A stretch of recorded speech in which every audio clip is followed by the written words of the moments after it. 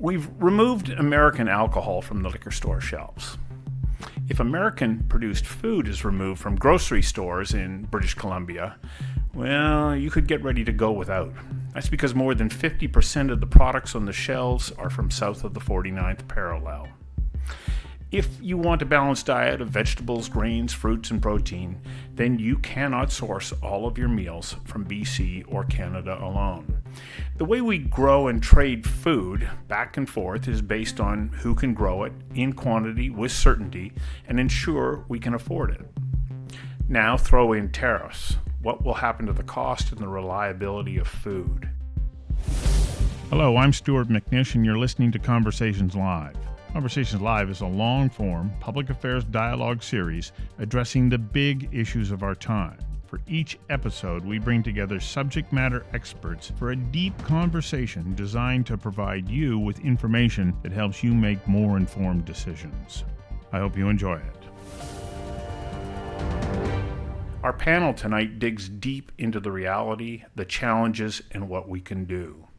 They are James Donaldson of BC Food and Beverage, Lenore Newman of the University of the Fraser Valley, Sylvain Charlebois of Dalhousie University, John Anderson of Oppy, David Guthrie of KPMG, and Tammara Soma, food waste expert at Simon Fraser University.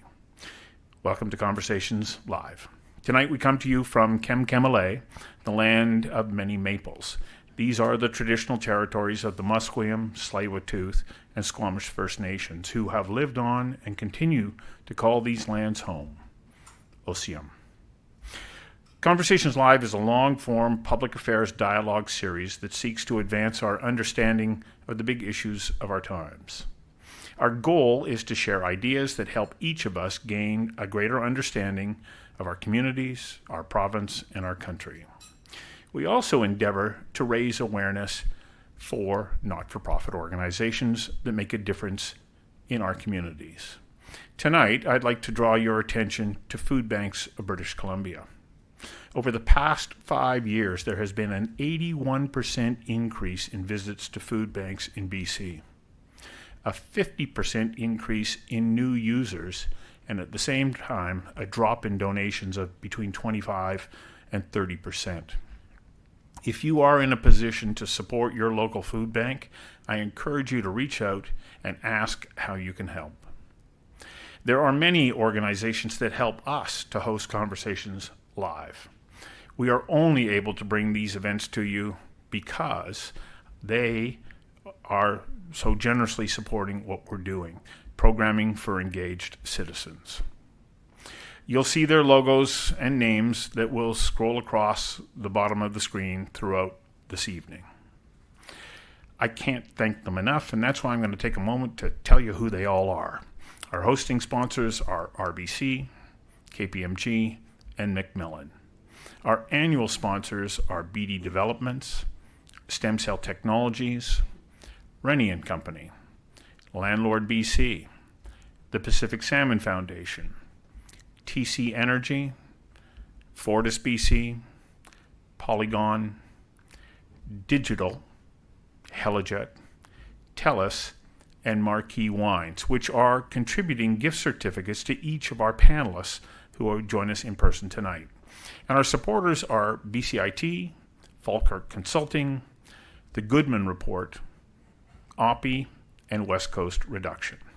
And we work in association with Mario Canseco of Research Co. Our media partner is the Vancouver Sun, which is streaming us live. Our live streaming services are provided by Oh Boy Productions. And as I say, without their generous support, this program just would not be possible. So one last bit of business before we roll up our sleeves and dig in. For anyone wishing to submit a question, be it from our in-person audience or online, please go to slido.com, enter the code Conversations Live, and send in your question. I will receive your questions and share them with the panelists where I can. Now that said, I may not deliver your question verbatim, but I will be motivated by your thoughts and ideas, and they will help to shape my questions this evening. Our topic tonight is food. We don't produce enough, We have huge challenges when it comes to processing. We rely so much on other countries for our food. Our supply chains are fragile, and prices are rising. Add to that, food literacy in BC is low. Most people have no idea how the ag and food sectors function. Here now is Mario Canseco of Research Co. with his poll on our understanding and thoughts and ideas about our food supply. Arav, can you please? Sizable majorities of BC residents are noticing higher prices at the grocery store, with more than 7 in 10 reporting that they have been paying more for fruits, vegetables, beef, and chicken over the past 6 months. Residents of Vancouver Island and southern BC are more likely to say that specific items have become more expensive than their counterparts in Metro Vancouver, the Fraser Valley, and northern BC. Almost 3 in 10 BC residents blame the actions of governments for higher grocery prices, while 1 in 4 mention global political conflicts affecting supplies. Fewer residents believe items are more expensive because of the actions of supermarkets and grocery stores.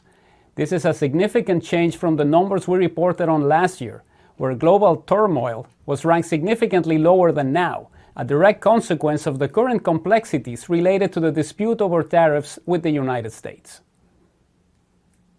Few British Columbians have a clear idea of how much Canada depends on food from the United States. When asked how much of Canada's fruit imports come from our southern neighbor, only 36% correctly identified that the amount is between 21 and 40%. Fewer than 1 in 5 BC residents are aware that more than half of the vegetables that we consume originate in the United States. Most British Columbians incorrectly assumed that the proportion of American vegetables in Canada's supermarkets was lower.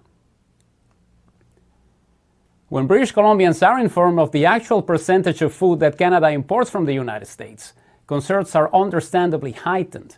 More than a third are confident that Canada's food supply and security will not be restricted by the current dispute over tariffs with the United States, while more than half are not particularly confident that this is an achievable goal. BC residents express more confidence in local food producers. More than half trust them to be able to increase production if the food supply is restricted by the current dispute over tariffs with the United States, while 38% are not too confident or not confident at all. On a regional basis, residents of Metro Vancouver, northern BC, and southern BC are more likely to express complete or moderate confidence in local food producers than their counterparts in the Fraser Valley and Vancouver Island. More than a third of British Columbians say they are willing to pay up to 10% more for food if Canada had to look for non-American sources for supply and security, while just over 1 in 5 would be willing to pay up to 20% more. It is important to note that 18% of residents are not willing to pay a penny more for non-American sources of food. More than 7 in 10 British Columbians call for action from the federal and provincial governments to lower the cost of groceries. The idea of making adjustments to the agricultural land reserve to allow for food processing on underused parcels is endorsed by 74% of BC residents.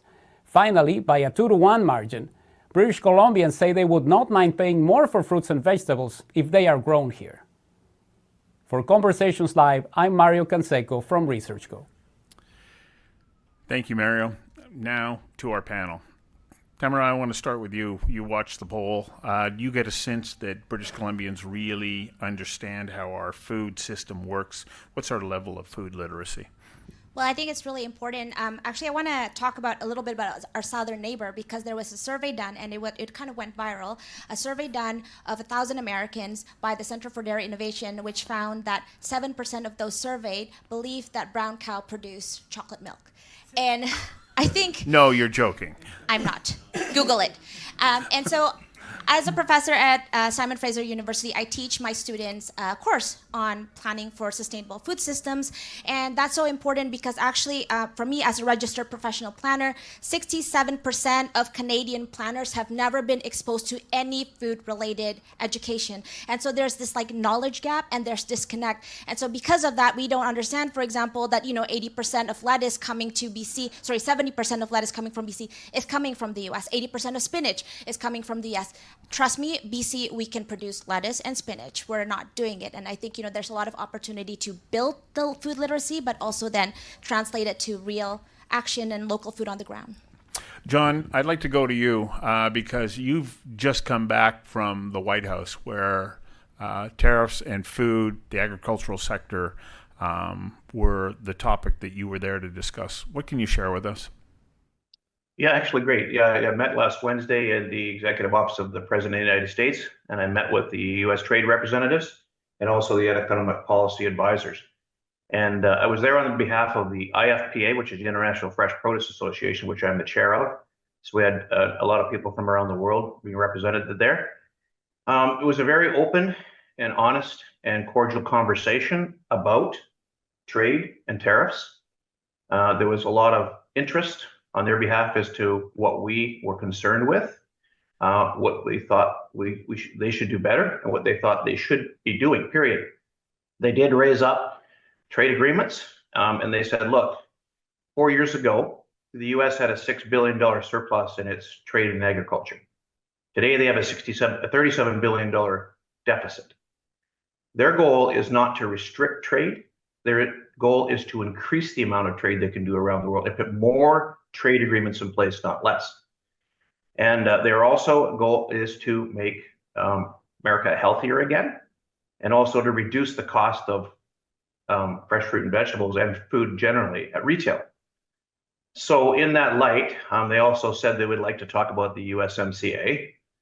And so I said to them, look, if you have the goal of making America healthier again, and you want to reduce the price of food at retail, adding tariffs to fresh fruit and vegetables is going to completely create the opposite effect.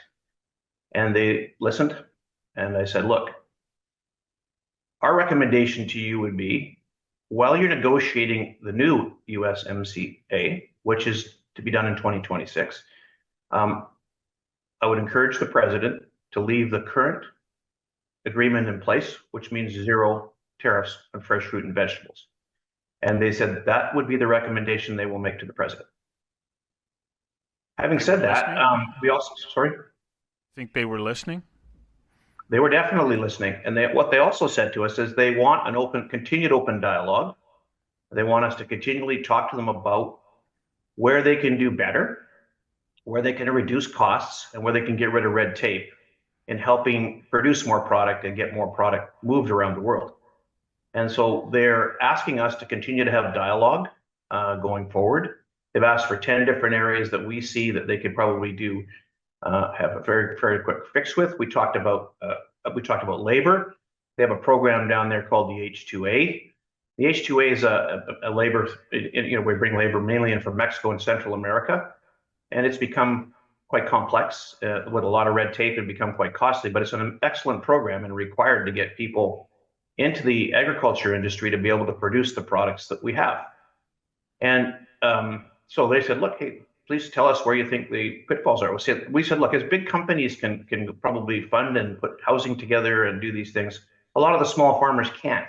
So therefore, it inhibits them to be able to have costly labor to be able to harvest their products. So there's some of the areas we discussed about how they can make things better again.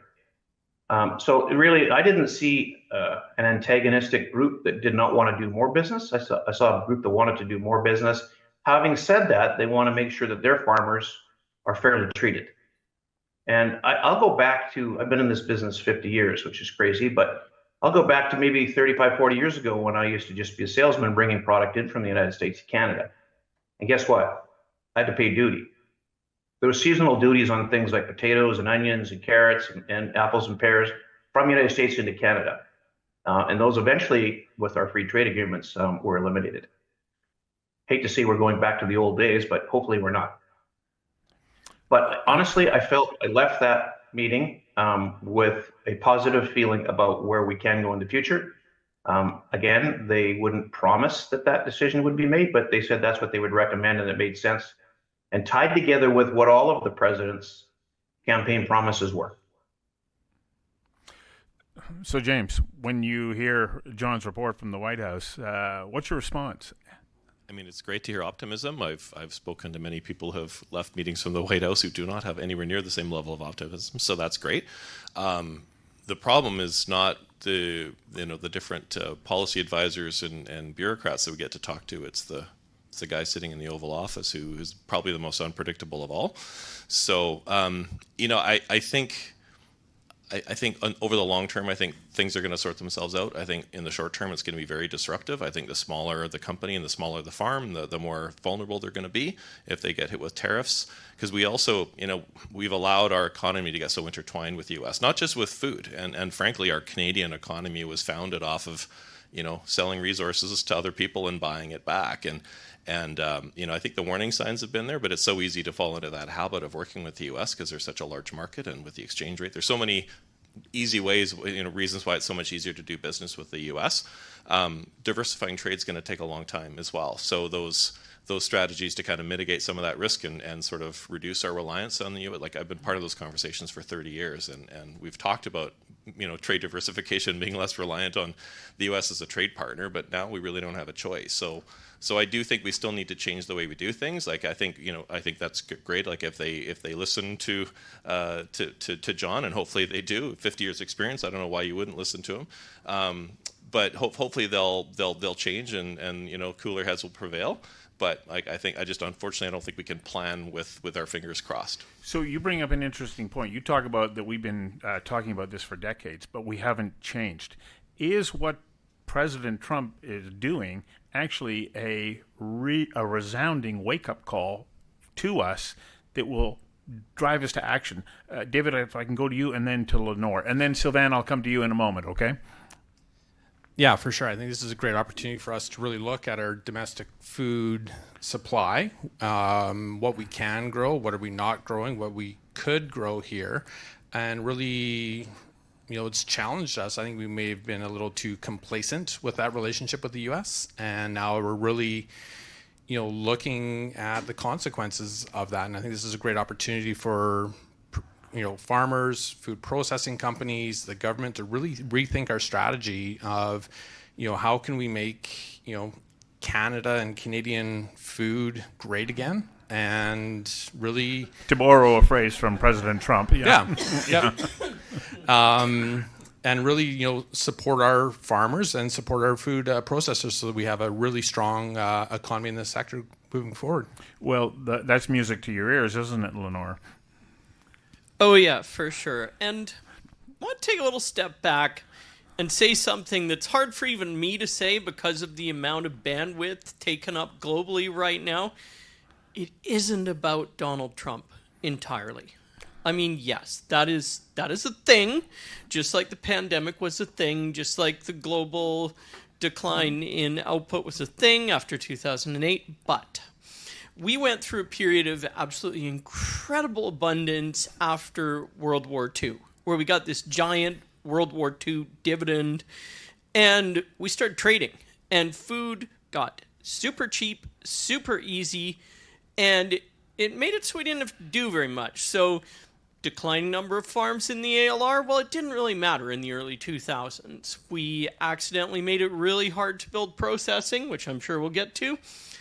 Didn't really matter. We lost most of our potato production, our green bean production, even though this is the best green bean place to grow green beans pretty well on earth. We lost peas. We lost strawberries. But you know what? Didn't matter. We were trading. 2008 was the peak in global trade. And since 2008, we have seen all around the world protectionism, rising nationalism, populism. I mean, Donald Trump's a very loud and very sudden shock, but a shock that is part of a trend. And yeah, I think it's a great wake-up call that this was already going on. And so we need to focus on asking ourselves, okay, trade is a really great way to make sure food is cheap and plentiful, but it's got to be balanced with national security, and that's the question that we all should be asking ourselves right now. So, Sylvain, when it comes to what might be some of the benefits of President Trump's rhetoric at this point, and it looks like it's going to be his action, are there pluses and minuses? I only see pluses, to be honest. I know that a lot of farmers out there don't see it that way. But the hard part in all of this is that we're all realizing in real time that our competitive advantage has been to be north of the world's superpower, the United States, and it will remain our competitive advantage. We're not going to be moving Canada. We can't move Canada, so we can't change that. For those who are in real estate or people who are tenants, Canada has been a tenant, and our landlord has been the United States. You can be the best tenant in the world. You can repaint your apartment. You can actually make it beautiful, but all the benefits will be given to the United States. They don't see it that way right now, of course. Donald Trump has been pretty clear about that, but that's really the reality. We haven't been in control of our economy. I do believe that commercial trade is here to stay. I, in fact, believe it's going to continue to grow, and it needs to continue to grow, but it'll be redefined. Yes, America will put America first for a while. We don't know exactly how long that would last, but I do see more multilateralism away from America for a while, which could actually give more power and influence and authority to Canada if we do it right, if we actually start to adopt a value chains approach, which is something we've been talking for 30 years. As James said, we've been talking about this for a very long time. Now we're forced to do that. The first thing we need to do is to get better at geopolitics. We are terrible at geopolitics. We actually make decisions unilaterally in a linear fashion, and who gets punished all the time are our farmers. And China is a good example of that. So we're talking a lot about Trump. When I'm here tonight in London, Ontario, speaking to hog farmers, they're not talking about Trump. They're talking about China. And so we need to think about the global trade, not just we can't just talk about this fascination around America all the time. So that brings up another point, which is provincial trade barriers, which makes it very difficult for us to go and meet the needs across the country. How restrictive are our own rules that prevent us from having the kind of trade that we want to have between provinces? James.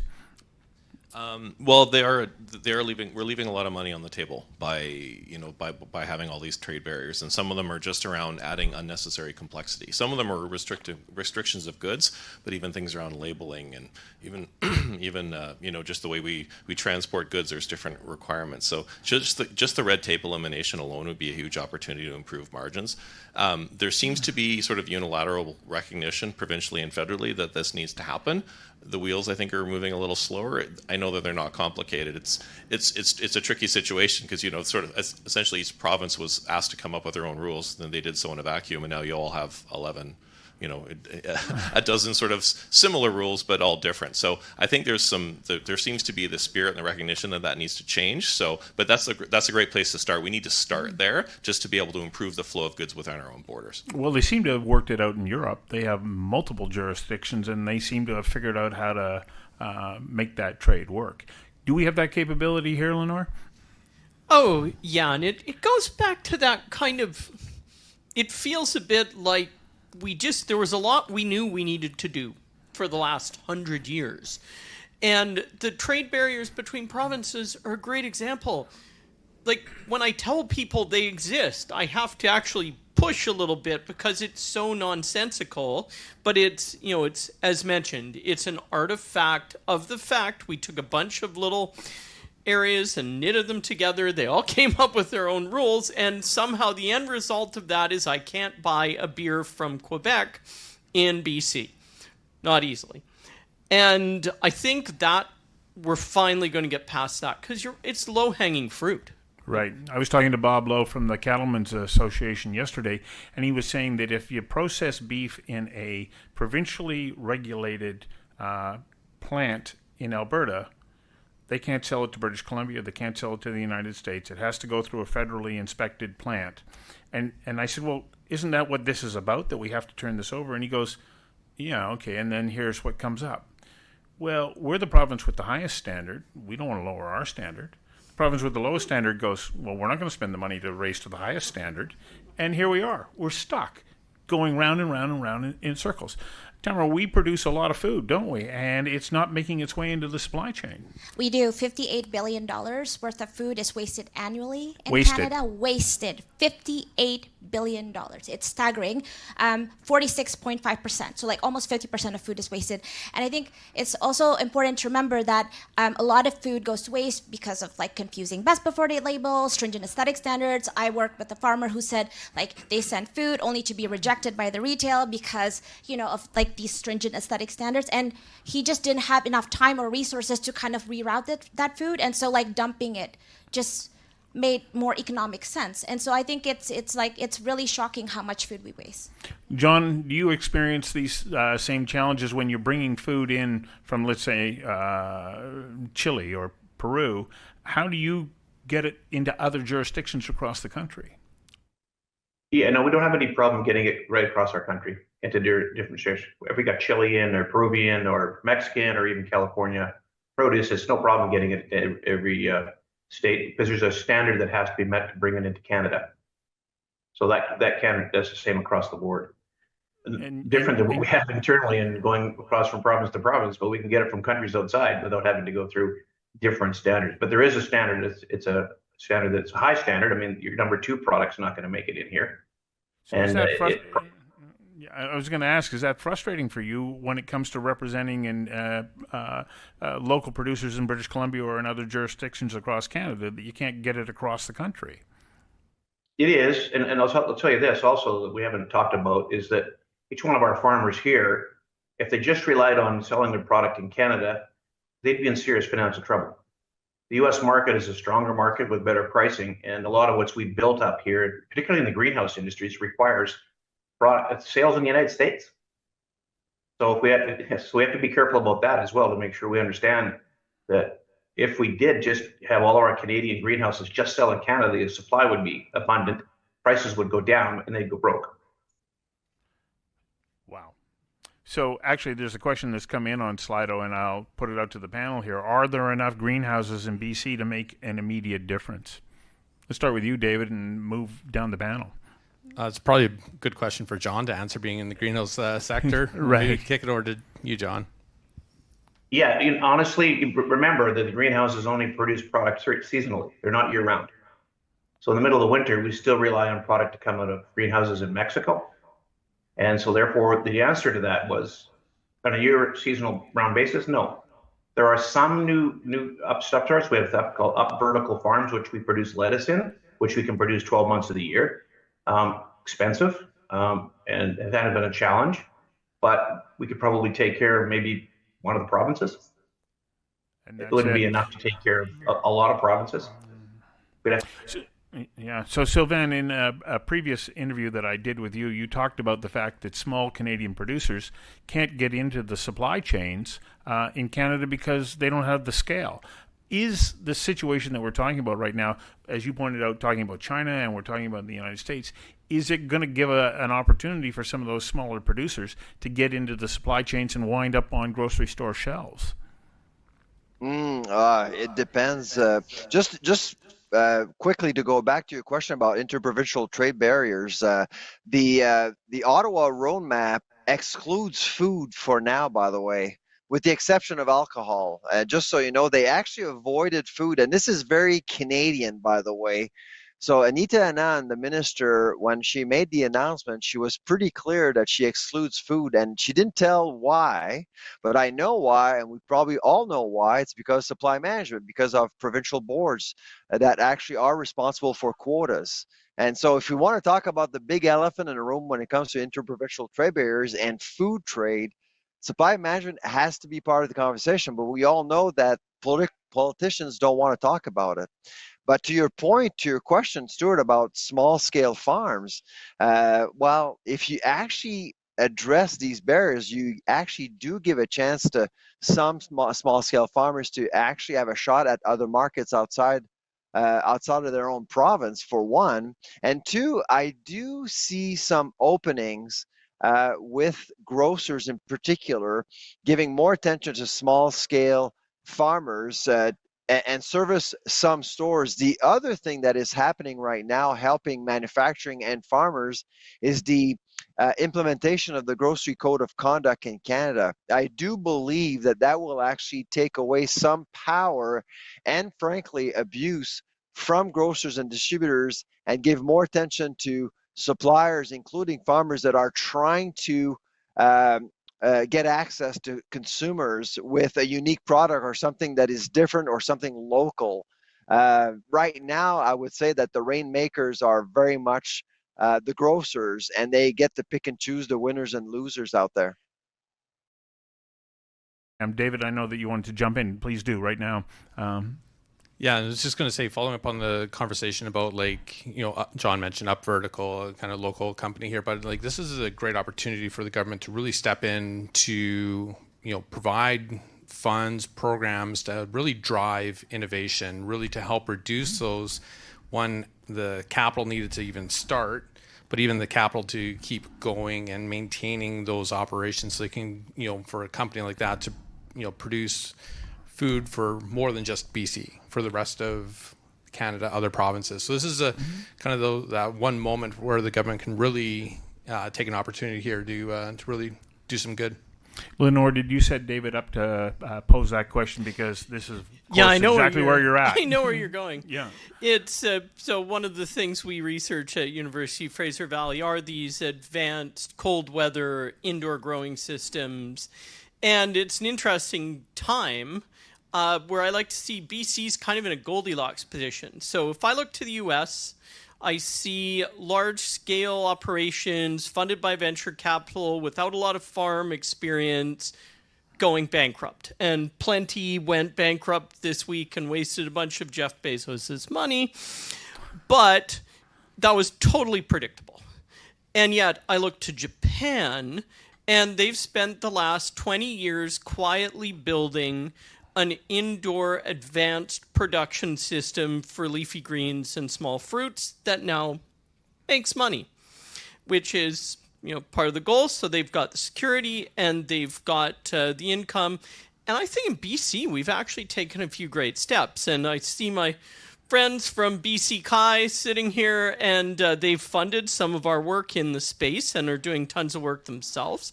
The government's said nice things about it. And of course, we amended the ALC Act to allow for expansion in this industry.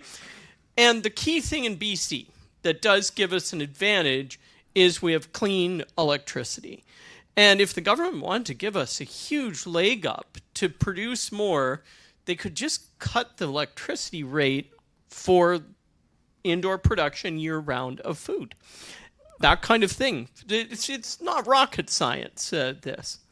So with some of this greenhouse and vertical farming opportunities, we can place those on, especially underutilized ALR lands. But Tammara, we can't put processing plants on those same lands, and this causes us a problem.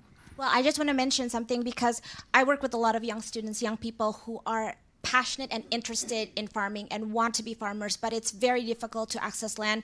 A student of mine just finished her capstone and found that 55% of ALR land is actually not farmed. How much? 55%. 55%. Yeah, and that is such a shame. Land is very unaffordable, is inaccessible, and so we have 42% of the housing there.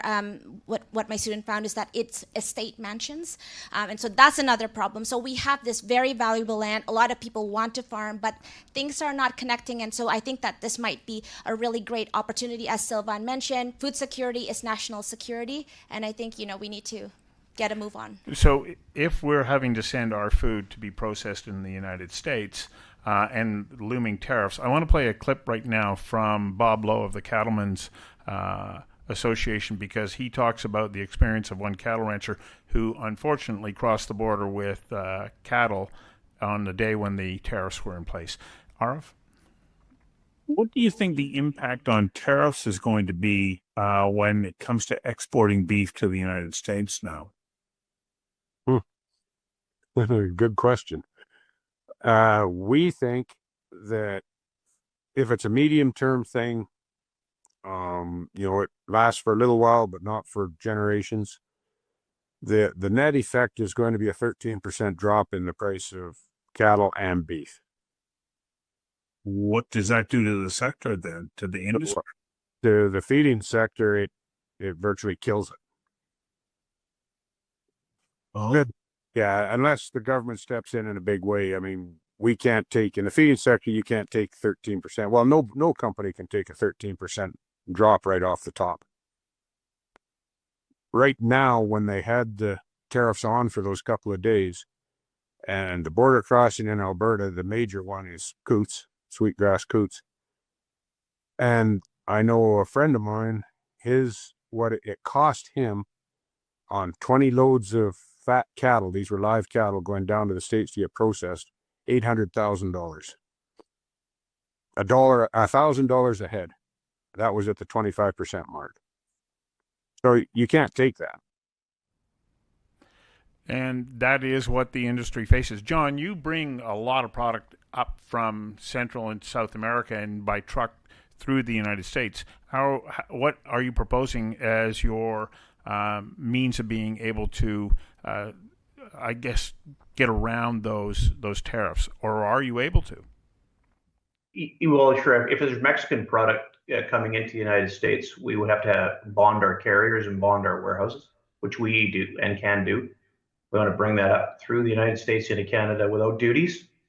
The only concern I had recently was that we were talking in British Columbia about charging all the U.S. trucks going to Alaska to go across our land. If that happened, then that would take away our ability if the U.S. reciprocated, which is what they've said they will do. Then we'd have to pay the duty and bring it into the United States, and to bring it into Canada, we wouldn't be able to avoid it. So I have to be careful about what we do there. It will have a dramatic impact, won't it? I'd like to point out quickly that we haven't talked about when it comes to the cost of us farming here and having control of our own destiny. A couple of things. One is BC, you talked about cheap power.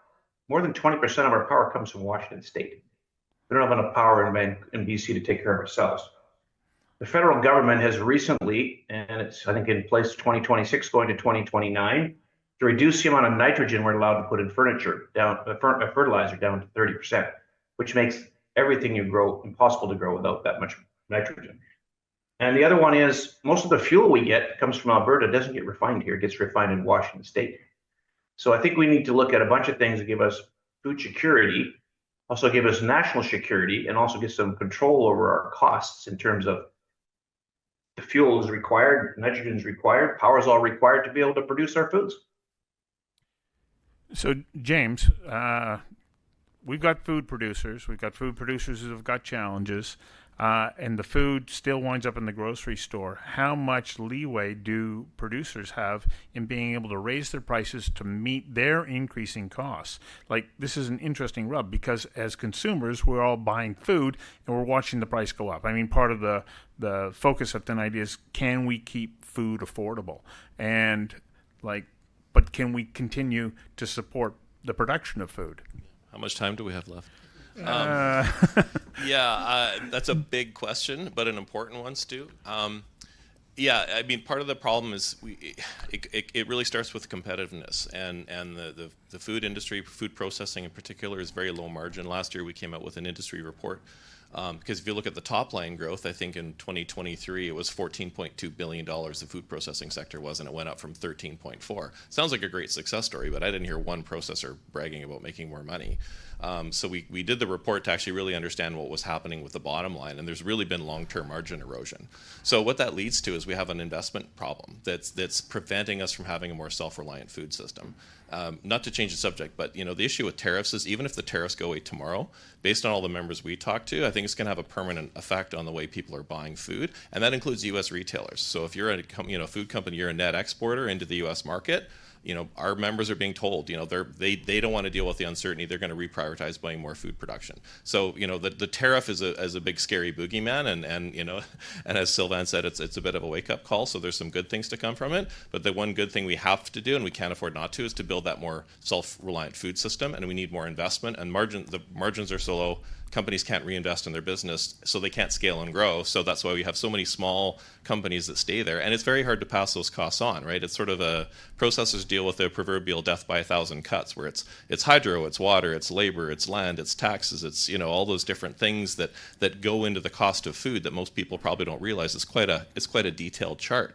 But then the ability to pass those on, because we're in a country where we have a large number of small suppliers and we have a very small number of large customers. So even though the people have suffered from sticker shock and used to seeing the price of groceries go up, it's not like the rising tide lifts all boats. Actually, processors have actually been suffering. I'm assuming farmers too. I just not don't have enough information to speak on their behalf. So the margin's going the other way. So it's sort of like we need that injection of investments. We need to be strategic about it if we want to be able to feed ourselves. Well, that brings up a really interesting point. And David, I know that you want to talk about, well, how do we attract those investment dollars that are needed to be able to create the processing facilities that we are going to need if we want to be food reliant?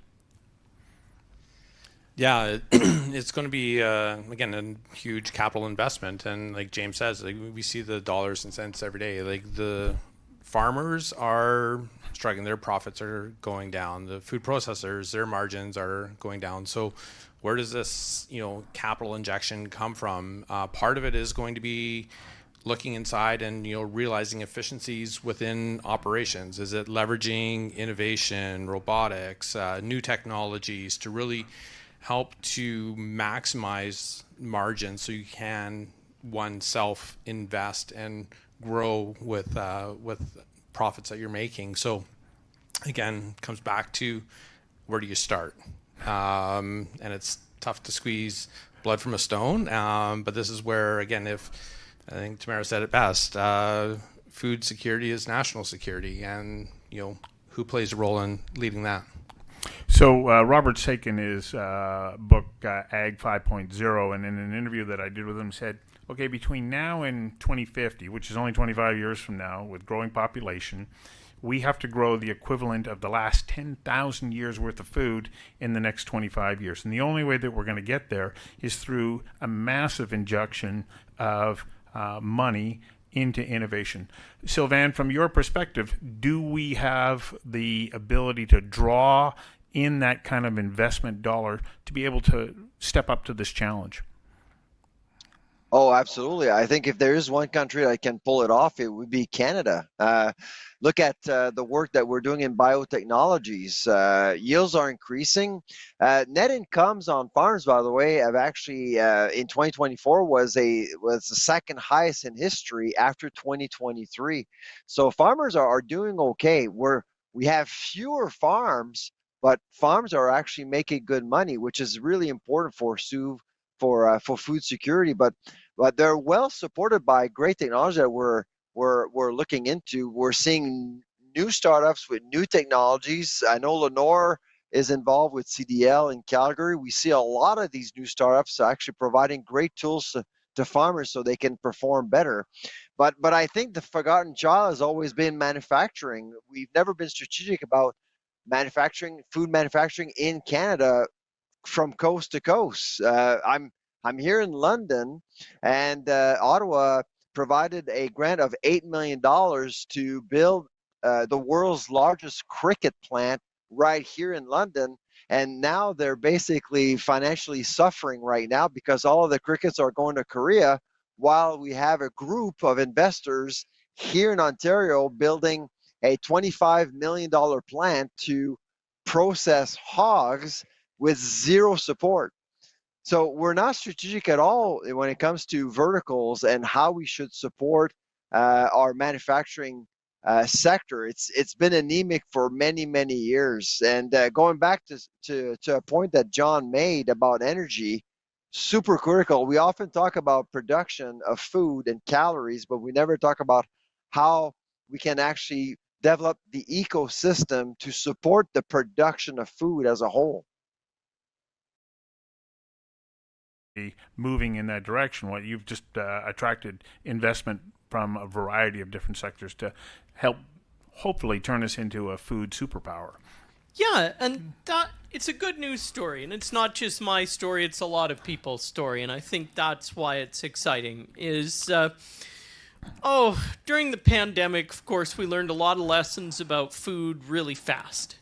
And a number of us, including Sylvain, sort of got together drinking, having a little glass of wine after a meeting where we talked about how terrible everything was. And we're like, well, this is silly. Canada's an agricultural superpower. We're one of the great food nations. We're, probably 5th or 6th in production globally.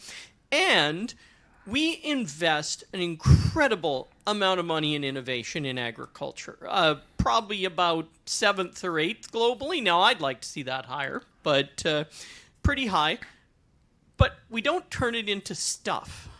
The conversion rate to startups, minimum viable products, IP, companies that spin out and successfully sell into the globe, very low, probably about 18th or 20th. So the question we asked ourselves is what's missing?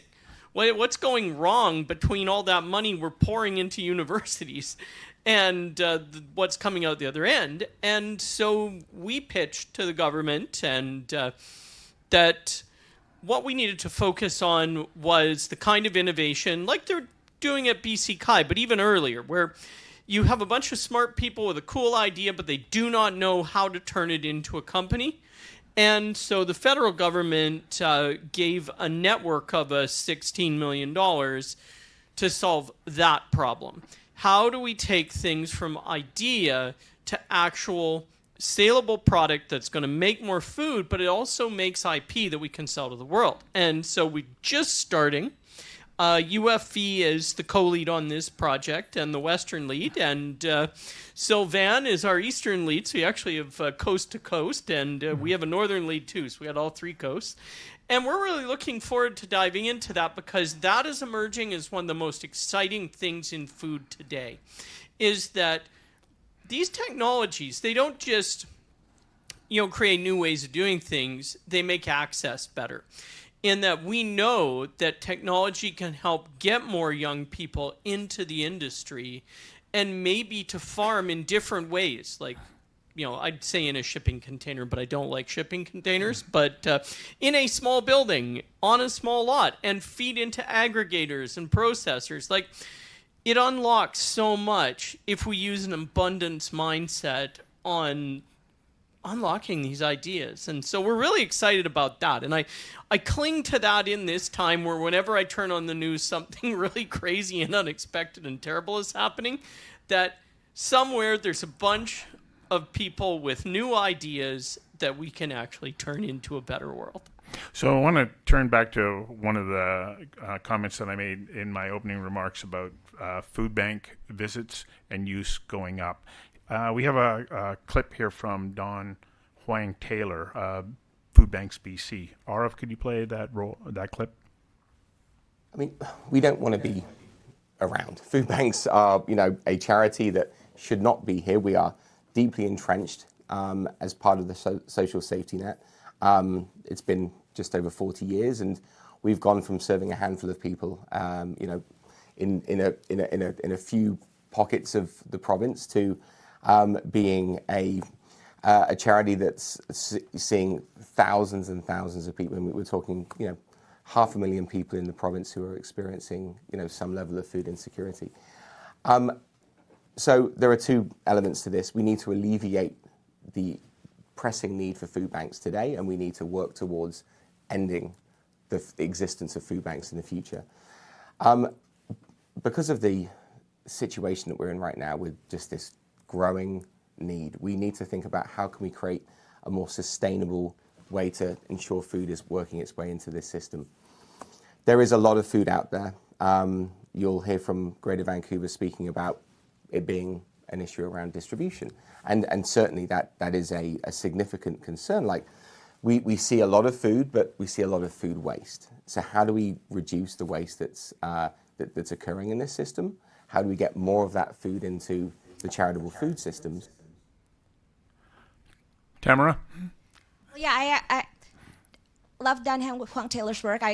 His work, I completely understand where he's coming from. I think what I want to just kind of put forward is, when we think about Canadians and food and the technology piece, I think that's all important. But I think we need to ask, like, which, who are the Canadians that are actually benefiting from like the innovations and the technology and the food production? Because like even before Trump and even before the tariff, like a survey found that 7 million Canadians were food insecure. 1 in 4 children, Canadian children, live in food insecure households.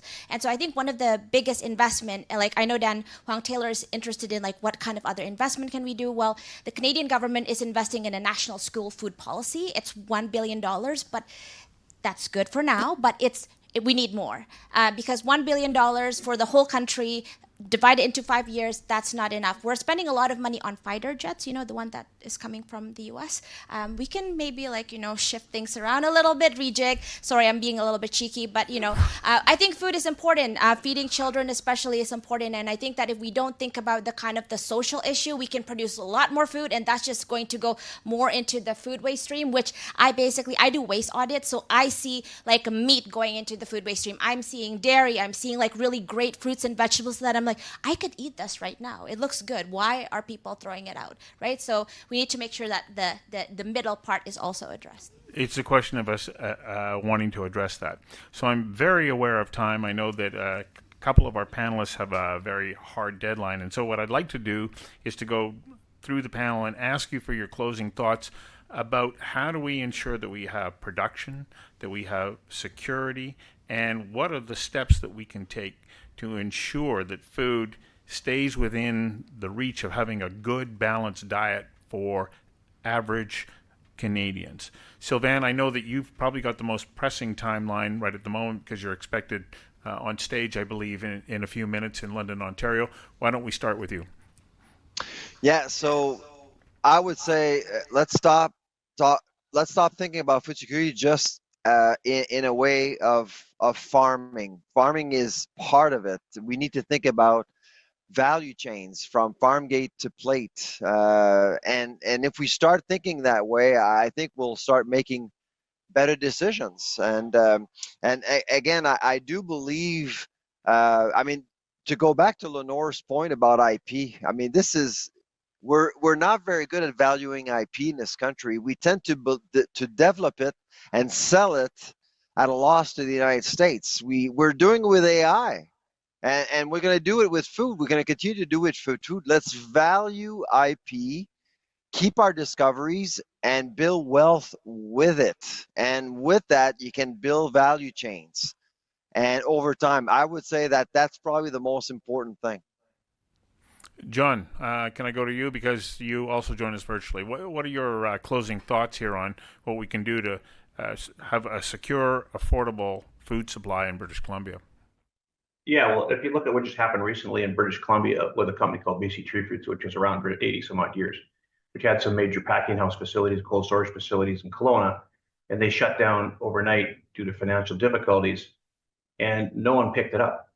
So a lot of people had apples grown on trees and pears grown on trees and stone fruit, et cetera, that never got picked, was dumped into the ground. So back to the infrastructure. We need infrastructure, and if we haven't got infrastructure, we need to be able to figure out how the government can support us, at least helping maybe some of these government agencies finance the ability to have packing houses, cold storage facilities, and energy efficient. Like we're doing a geothermal plant in Saskatoon. It's one of the first it'll be the first in North America. There's just one in Europe to try to take advantage of the energy that's been developed underneath the ground, which will make it very cost effective. And we'll build our first greenhouse here starting next summer for 20 acres and hopefully getting it up to 100 acres. So we have to look at innovation, and we have to look at the ability to have that supported.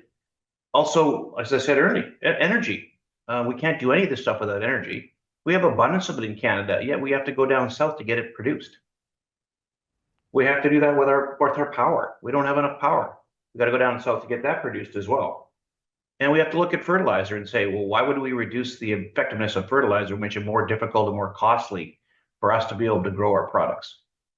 So there's a package there. And really, why aren't we taking care of our own destiny, making sure we can produce and package and grow the fruit we produce in our own country for ourselves, in addition to exporting it? So, John, from your perspective, what's standing in the way of us being able to do that?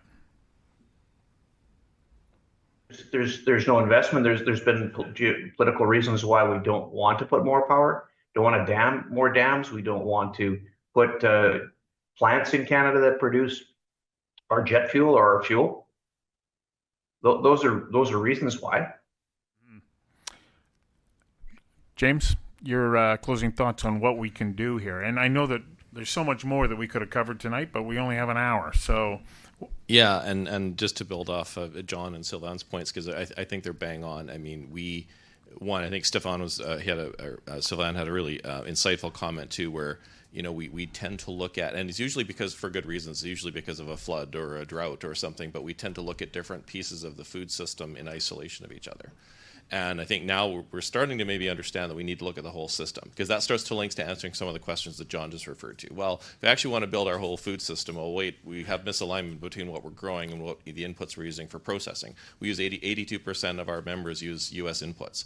So, how do we reduce that number? Unless you have a full understanding of the food system, you're not going to be able to start to map out those dominoes. And I think that's where it goes to strategy. We don't have a real vision for it. We don't have a strategy for it. So if there's a positive outcome from this disruption with the U.S., I'm hoping that will, kind of going back to that resilience, it's going to force us to look at the whole food system, and not just from an export perspective. Like, some of the sectors have exploded. Like the greenhouse sector has been a very great success story in BC, but a lot of the explosive growth was to service the U.S. market. So we need to look at it through a different lens about how do we kind of do that first and get that investment so we can start to build on it. And that affects, that's infrastructure. And John brought up some really good input points, but even our highway system. When we had a flood, look what happened to our food system. We were not prepared to handle that at all. We couldn't get inputs in, we couldn't get product out because one highway got disrupted. So we're not set up for that as well. So it takes some long-term vision, because some of those issues take more than one election cycle and take more than a couple of years to get sorted. So that's where we kind of really need to build that long-term vision and work towards it. So who's responsible for that oversight and giving us that larger scope? Because I know that Premier Oregon commissioned the report, and one of its authors is here on the panel, Lenore Newman, but we didn't do anything about it. And my fear is that we'll do that again. Yeah, and BC did create a new task force. We've actually got a couple of different task forces that I'm sitting on, and one of them is really about growth and competitiveness of the food industry, and it's looking at that macro level. And we specifically created the group on the task force based on where they are on the supply chain. So we have retail, we have food service, we have farmers, we have aquaculture, we have processing, and that's, again, so we can start to have that conversation. You kind of need to look at all those pieces and get input from all of those pieces as well. But hopefully we can also build off a lot of the good work that happened from the task force and kind of maybe get some of them across the finish line. Tammara, from your perspective, what's most important steps in the near future that will lead to better long-term security? Absolutely. So I think we cannot put all of our eggs in one or two baskets, pun intended. I think we need to build redundancy, and that's how we can have food systems resiliency. I think the lesson of the egg prices in the U.S. increasing by 40% and then having Americans come trying to hoard eggs from Canada, I think that's shocking, but that's also because, there's such a chokehold in consolidation. And so I think diversity, small is actually beautiful. 1 million chicken inside a factory farm probably is not the best idea, like in the US. Canada is much better when it comes to that. So I think redundancy, diversity, and also, just kind of like making sure that we're not putting all of our eggs in one tiny little basket. Can we do it? Absolutely, 100%. Yeah. I love your enthusiasm and optimism. David? Yeah, I'm just excited as we just kind of rethink the whole food system in Canada, right from innovation, technology, even upcycling food and redistributing food to get it to the right people at the right time. So we produce a lot of food, and you're right, a lot of food does go to waste, but we can get the systems, the infrastructure in place so we can get the food out to the people who need it. And I think the number of years, past years, a lot of focus on environmental sustainability. And I think financial sustainability is really going to be key for both farmers and processors to make sure that farms can survive and food processing companies can survive and reinvest. So it's going to take a whole rethinking of the food system and the structure. But again, really excited ahead of some great opportunities. Final word to you, Lenore. Yeah, I think here in BC, one thing I think this could be a great opportunity to do is we should completely rethink the Agricultural Land Reserve and the Agricultural Land Commission with one goal, which is more production on more of the land base and more processing and manufacturing on more of the land base to produce food that's shelf ready. Because Tammara threw in a very scary statistic that matches what I see in my maps. Every year the utilization rate is dropping. And you've got to ask yourself, how are we losing farmland to residential when we're in this bad a food crisis? And we have a government that could have the mandate to do this. I don't know if the political will is there, but that would be my Christmas and New Year's and Easter all rolled into one if we actually just said, look, put it all on the table. We're doing something wrong. Let's go back to basics, back to the beginning, produce food, process food, get food into stores. Don't know if we'll do it. I hope that we do. There was a question that came in that was talking about the fact that we're importing an increase of salmon. Imports are up by 40% at the same time that we're clamping down on agriculture. It's such a food is such a complex system, and we didn't get a chance to address that. It's so complex, and as Peter Dillon had once pointed out on one of our food panels in the past, we have to continue to have these conversations. We have to keep talking about food, and so many people go, you have food, it's there, we take it for granted. And because it's complex, I think it's, okay, well, somebody else will solve it. But we have to solve it, and that's why we're having panels like this. I thank all of you for being such energetic and informed panelists. I really appreciate it. And thank you to our in-person audience, our online audience, and look forward to seeing you again on April the 15th for our panel on It's the Economy Stupid. Thank you. Good night. Thank you for tuning into Conversations Live, an Oh Boy Productions program. If you enjoyed this conversation, you can find our previous and upcoming episodes at conversationslive.ca. You can also follow us on YouTube, LinkedIn, Instagram, and Facebook. Again, thank you. I'm Stuart McNish.